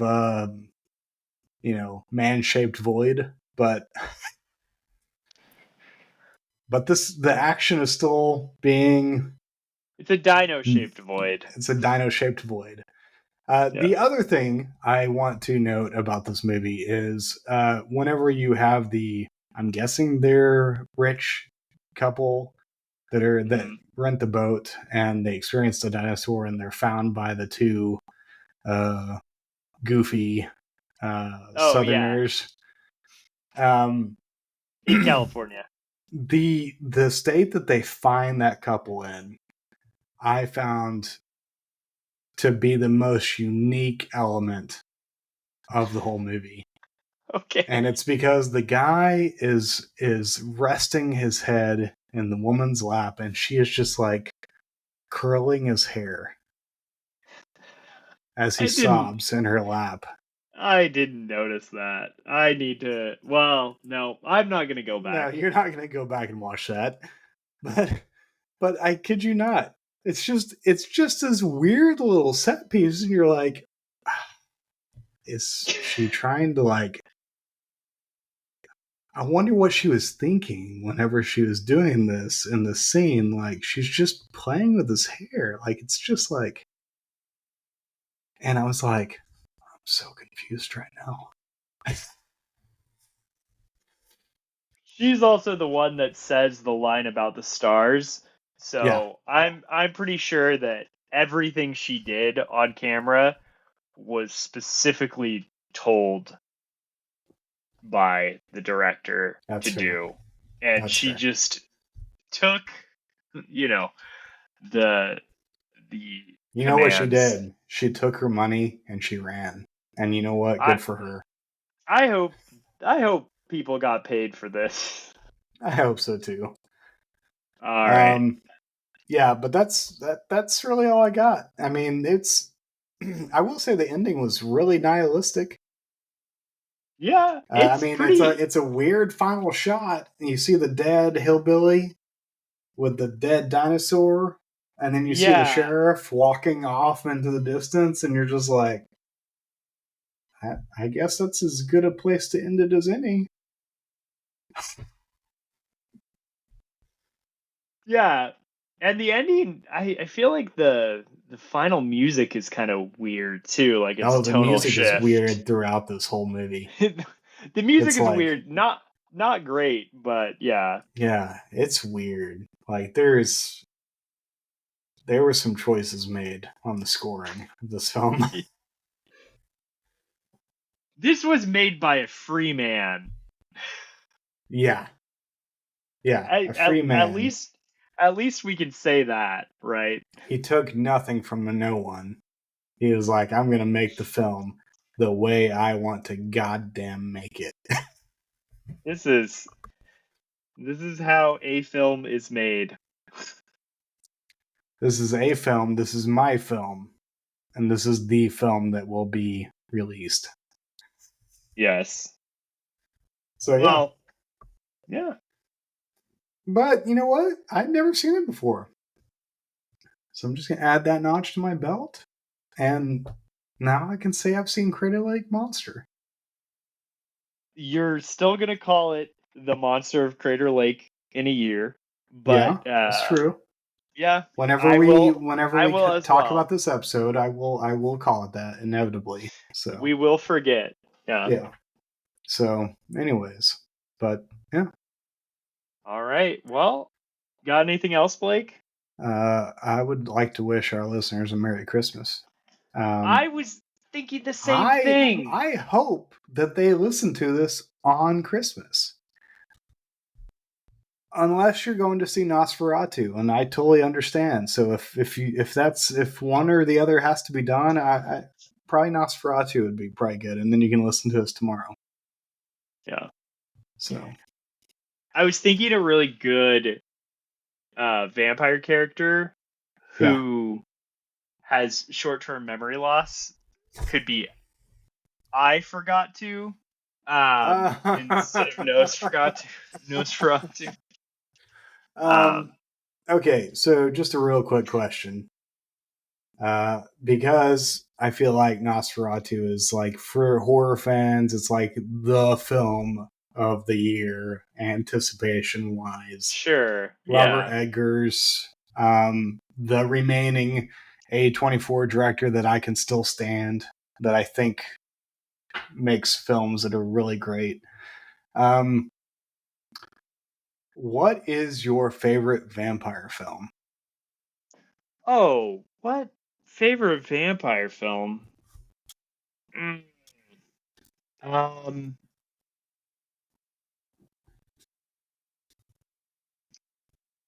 this is hard. There's a lot of vampire films. Like I'm like thinking about it. You know, uh, come comes to mind is Let the Right One In, but then like I'm like, okay, 20-year-old smartass Jamie, like You thought you knew everything about cinema. And that's a good that's a good movie. I'm not It is a good arguing movie. for that. I also actually like the remake, and I'm not one to like Yeah. American remakes on things because I think they change it up for no reason. Um, there's got to be some other ones. The other good vampire movies. I really like Blade 2. I really like Blade 1. They The, are great films. the Blade movies are good. Those were highly influential to young Jamie. Um,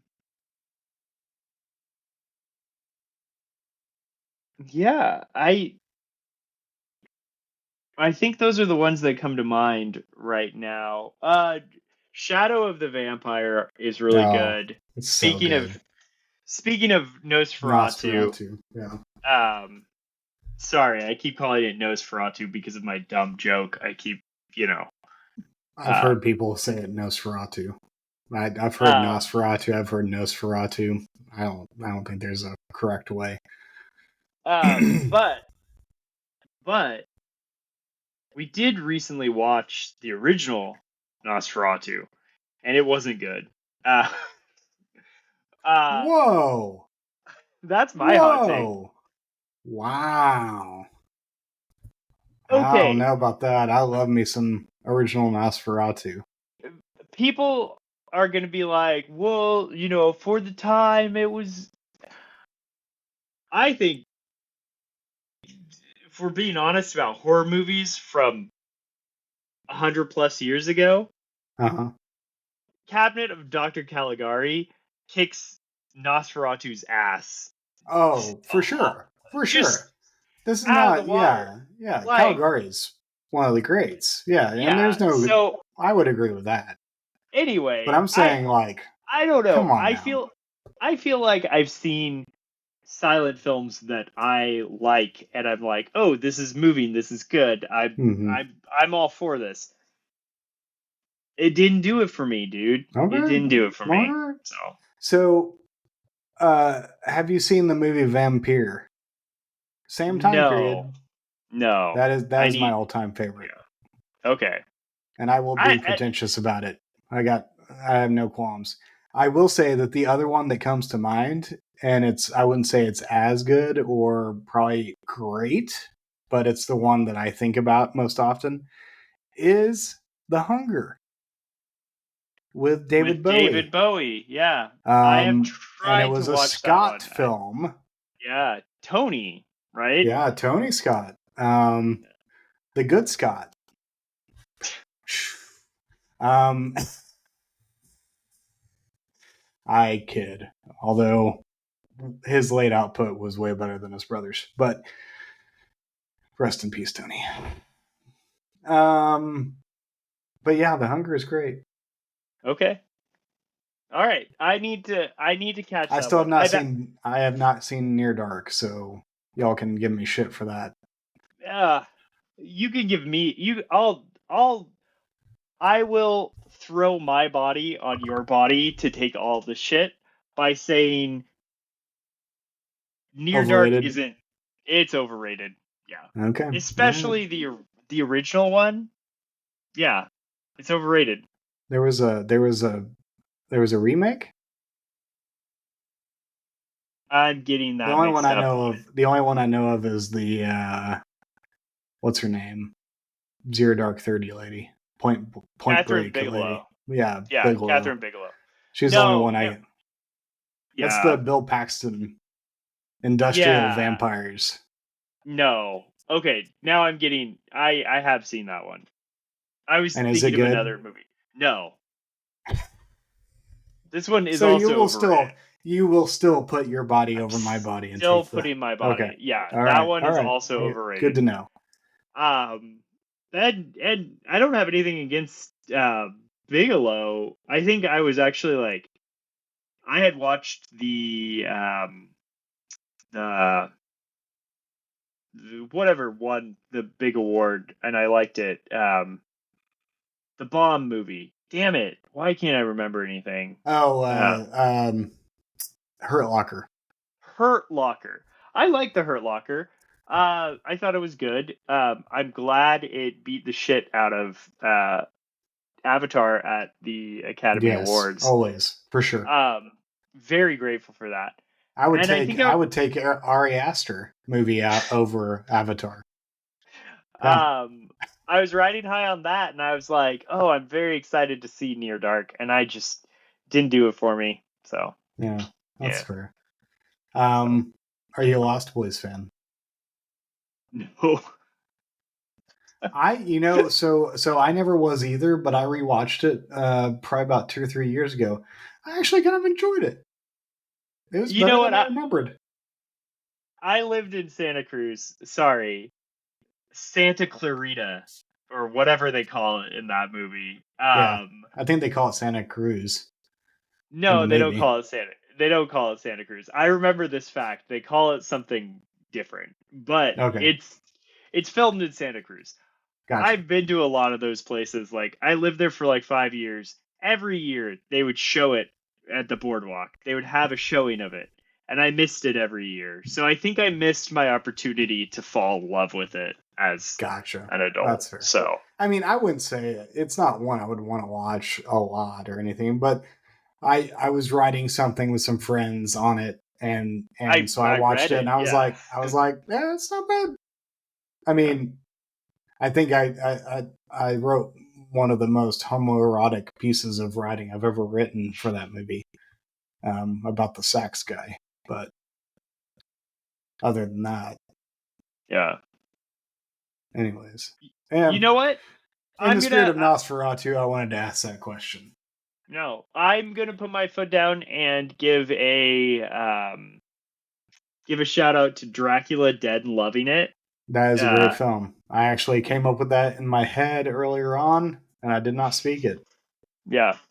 So it is a great film. Leslie Nielsen, rest in peace. R.I.P. Leslie Nielsen. Yep. All right. Well, with that, I would like to wish our listener base a very happy Merry holiday. Christmas.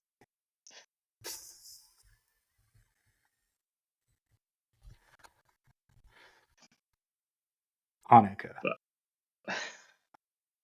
Kwanzaa. Boxing Day. Good luck. Thanksgiving. Good luck out there. Enjoy. Bye. Bye.